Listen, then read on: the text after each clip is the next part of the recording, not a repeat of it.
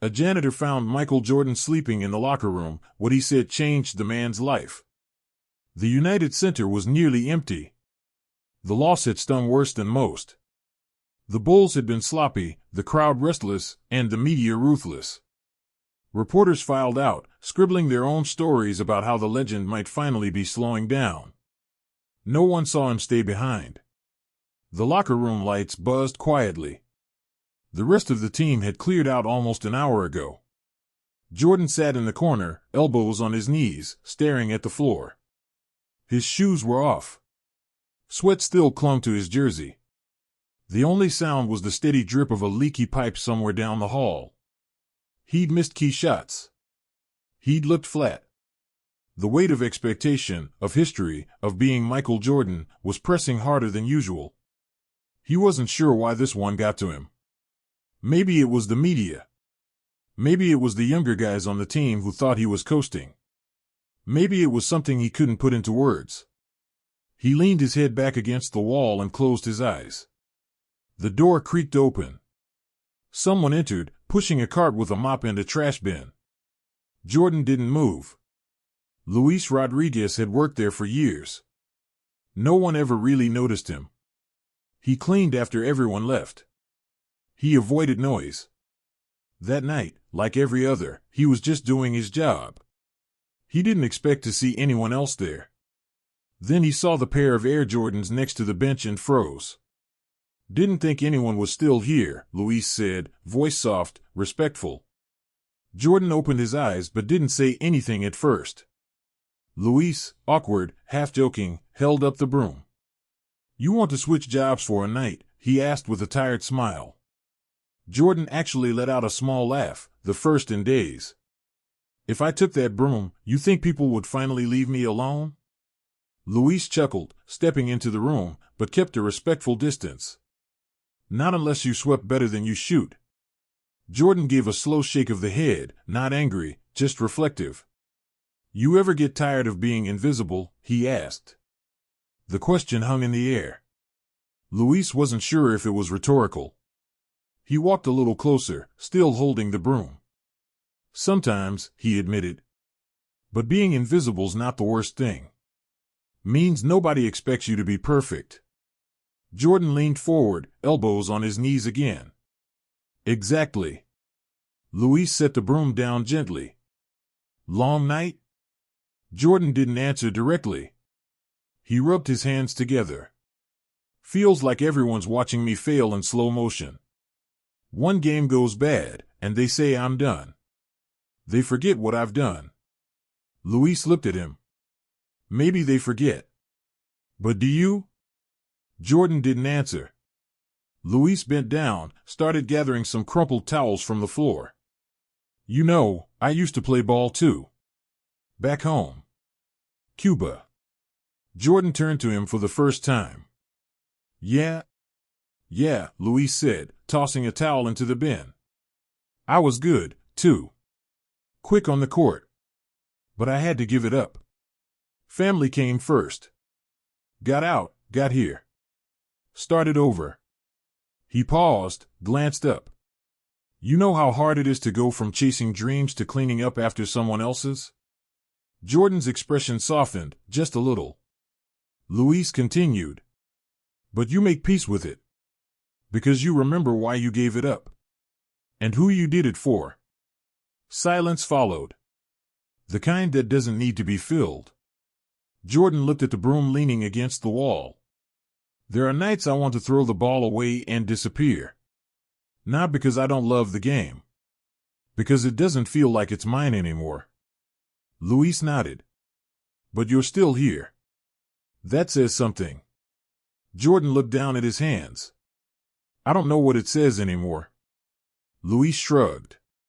"To me, it says you're still fighting. Still trying. Men who quit don't stay late." Jordan leaned back again, eyes to the ceiling. "You got kids?" Luis smiled faintly. "2 boys. High school. They think I'm just the guy who drives them around and works weird hours." Jordan smiled. "They don't know what you gave up." "No," Luis said. "But that's not the point. I didn't give it up to be thanked. I gave it up so they'd have something better. That's enough. For a moment, Jordan saw something in Luis he hadn't seen in anyone for weeks: honesty with no agenda. No endorsement. No cameras. Just a man doing his job, with pride, even if no one clapped for it. Jordan rubbed his face with both hands. What if I'm done, and I just haven't admitted it yet? Luis didn't flinch. Then admit it. But don't sit here lying to yourself pretending you're tired. I see tired men every day. You're not tired. You're lost. That hit Jordan harder than he expected. Luis picked up the broom. You know the difference between you and me? Jordan raised an eyebrow. Luis pointed to the broom. I sweep because I have to. You still play because you get to. Jordan looked away, but something in his eyes changed. Not fully. Just a flicker. Luis gave him a nod and turned toward the door. Have a good night, Mr. Jordan. Luis, Jordan said quietly. Luis paused. My name's just Mike tonight. Luis gave him a knowing smile. All right then. Good night, Mike. Jordan stayed there after Luis left. He didn't sleep, but he didn't leave either. Something about what the man said echoed inside him. Not the words exactly, but the feeling behind them. That maybe he wasn't done. Maybe he was just drifting. And maybe that mattered more than he realized. The next morning came fast. The media buzzed like it always did, already spinning narratives about Jordan's performance. Talk shows debated if the king was falling. But inside the United Center, long before sunrise, he was already there. MJ walked into the empty gym before the lights fully kicked in. No cameras. No trainers. No entourage. Just a ball in his hands and that unfinished feeling gnawing at his gut. He didn't stretch. He just started shooting. The rhythm came slow at first. The rim wasn't kind. But he didn't stop. One shot after another. Brick. Swish. Brick. Swish. One dribble, pull up. Rebound. Reset. It wasn't about getting back at critics. He wasn't angry anymore. He was just clearing out the noise. Doing what Luis said, staying and sweeping. By the time the assistant trainers walked in at 7:15, Jordan was soaked in sweat. He didn't look up. Didn't speak. He just kept shooting. The whispers started immediately. Word spread fast that Jordan had been there for hours. That he looked different. Sharper. Calmer. Dangerous. At practice, the rest of the team felt it. He didn't bark orders. He didn't lecture. He just played harder. Defended tighter. Nailed mid-range jumpers like his life depended on it. And when someone tried to go through the motions, he called it out with a tone that didn't invite pushback. Play like you give a damn, he snapped at one of the younger bench guys. Or go home.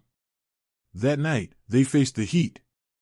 Everyone expected a tight, low-scoring game. They didn't get that. Jordan went off. 44 points. Efficient. Relentless. Almost surgical. It wasn't flashy, but it was brutal. Fadeaways from the elbow. Finger rolls through traffic. Steals that led to fast breaks. The Bulls bench watched in quiet awe. The crowd roared. Every possession felt like a statement, not to the league, but to himself. Post-game, the reporters swarmed him. He gave short answers, didn't bite on the bait. Then one asked, Mike, what flipped the switch after last night? Jordan paused, looked down for a second, then back up. Every man has to sweep something, he said. They laughed, unsure if it was metaphor or deflection. He didn't explain. He didn't have to. Meanwhile, back at the United Center, Luis was cleaning up the concourse level.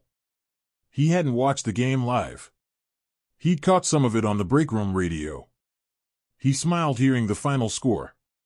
Then he got back to work like always. No one connected him to anything. But someone else did. A week later, Luis was told to report to the operations office. He thought it was a scheduling thing. Maybe someone had quit. When he walked in, he saw two men in suits. One of them introduced himself as part of Bull's ownership. The other was a senior facilities director. Luis stood quietly, unsure what was going on. "We've been told you're one of the most reliable people in this building," the director said. Luis just nodded. "I do my best." "You've also worked here longer than most people realize," the owner added. "And we think it's time that got recognized." Luis blinked. "Recognized how?" They handed him a letter. A promotion. Full-time facility coordinator. Higher pay. Benefits. Control over his own team. Luis stared at it like it was a mistake. "I don't understand." "Why me?" The men exchanged a look. The owner leaned forward. "Mr. Jordan spoke to us. Said if we trusted his word, this was the one favor he wanted from the organization. No PR. No press release. Just make it happen." Luis felt like the air had left the room. He hadn't told anyone about that night. It hadn't even felt like a moment worth telling. Just two men talking. He swallowed hard, still gripping the letter. "Are you sure this is real?" "Very," the director said. "He said you gave him something no one else had the guts to give him, truth without agenda." Luis didn't say much after that. He just nodded, said thank you, and walked out with his thoughts spinning. Later that day, he went to the gym, not to work, just to sit in the upper seats and watch practice. Jordan noticed him. No fanfare. No handshake. Just a small nod from across the court. Luis nodded back. After practice, MJ walked over, towel around his neck. "You like the new title?" he asked. Luis smirked. "Still sweeping floors. Just now I signed the checklist." Jordan chuckled. "Good. You earned it." Luis looked him in the eye. "So did you?" There was a brief silence. "You helped me reset," Jordan finally said. "That night, I didn't need a trainer or a coach. I needed someone real." Luis shook his head. "You didn't need me. You just needed someone to remind you what you already knew." Jordan dribbled the ball once, looking away. Funny thing about greatness. It's easy to forget why you chased it in the first place. Luis stood. That's why it's dangerous to chase it alone. Jordan held the ball under one arm. "I'm guessing you won't let me forget that." "Nope," Luis said. "Not on my watch." They both laughed. It wasn't a friendship. Not really. But it was something rooted deeper than surface respect. It was mutual understanding, built in a quiet moment with no scoreboard and no lights. One man who cleaned up after the game. One man who had to rediscover why he still played it. As Luis left the court, he passed a group of rookies joking around by the water cooler. They barely noticed him. One of them said, "Who was that guy?" Jordan glanced over. "That guy's why I'm still here." None of them asked further. Some things don't need to be explained. Spring of 1998 arrived like a quiet drumroll. The Bulls were grinding through the regular season, their eyes on one thing, another championship. Everyone could feel it in the air, Jordan most of all. But he was different now. He still demanded excellence. Still hated losing. But something had shifted. He was lighter. More focused. Luis noticed it from the sidelines. Not in the headlines or box scores, but in the small things. MJ arrived earlier. Spoke to trainers with more patience. Even cracked the occasional joke with rookies. He wasn't pretending to be humble, he just wasn't carrying the same weight anymore. They didn't talk every day. Maybe once a week, a nod in the hallway, a comment in passing. But the connection was real. It was built, not on fame or favors, but on something both men understood, sacrifice without applause. Luis thrived in his new role. He had a small team now.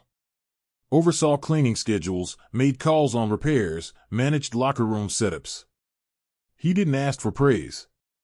He just worked. Quietly, effectively, the way he always had. But people noticed now. His name got mentioned in meetings. Players thanked him.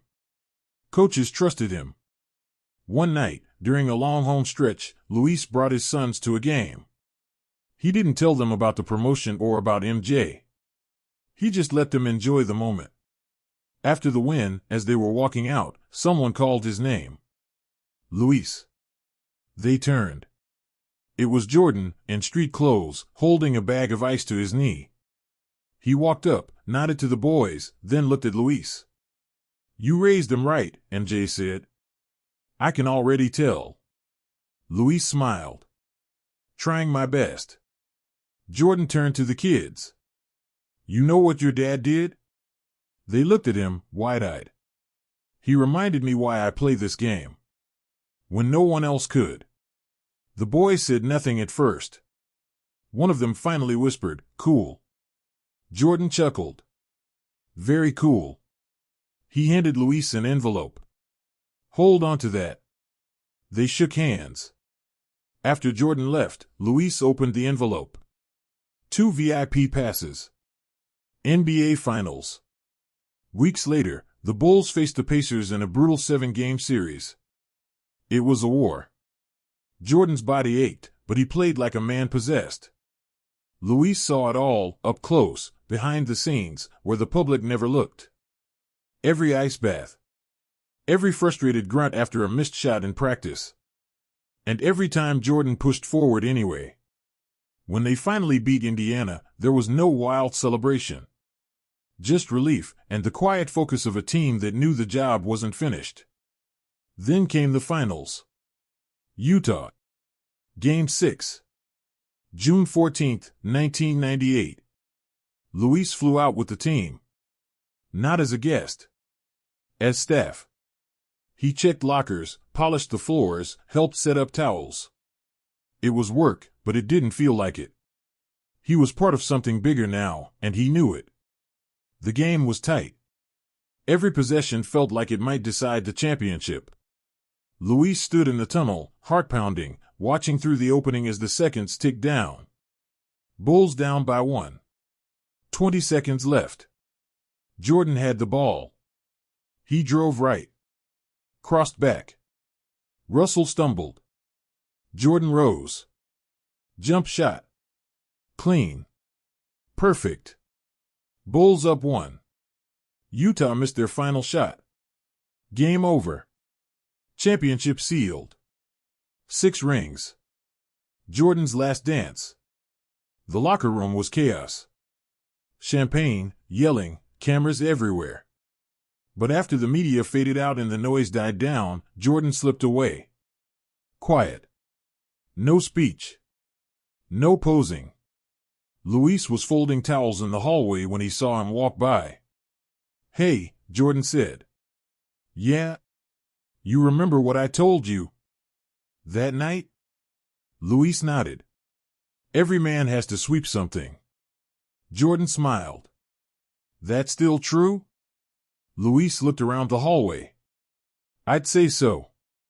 Jordan reached into his duffel and pulled out a small box. Handed it over. "What's this?" "Open it." Luis lifted the lid. Inside, a signed game ball. Underneath it, a small card with one sentence. "Thanks for reminding me who I am. Mike." Luis didn't speak. He just nodded, a lump forming in his throat. Jordan looked him in the eye one last time. People always think this game is about glory. Rings. Fame. But it's not. It's about staying in the fight. Even when nobody's watching. He turned to leave, then paused. "And Luis, don't let them forget you." "Not again." Then he was gone. That was the last time Luis saw him in person. Jordan retired months later. The world moved on. Reporters chased newer stars. The lights shifted to fresh faces and fast highlight reels. But in Chicago, in the halls of the United Center, there was still talk. Talk about the night Jordan stayed late. Talk about the janitor who changed the course of a champion's final run. Luis kept working. Quietly. Reliably. But now, people looked him in the eye when they passed. Players shook his hand. Coaches asked his opinion. And every now and then, he'd walk into that same locker room, stop by that same corner, and remember the night a man who carried the weight of the world finally put it down for a second, just long enough to be reminded of who he was. Some stories never make headlines. Some heroes don't wear jerseys. But sometimes, in the right moment, with the right words, even a janitor can help a legend sweep the dust off his soul and finish the game right.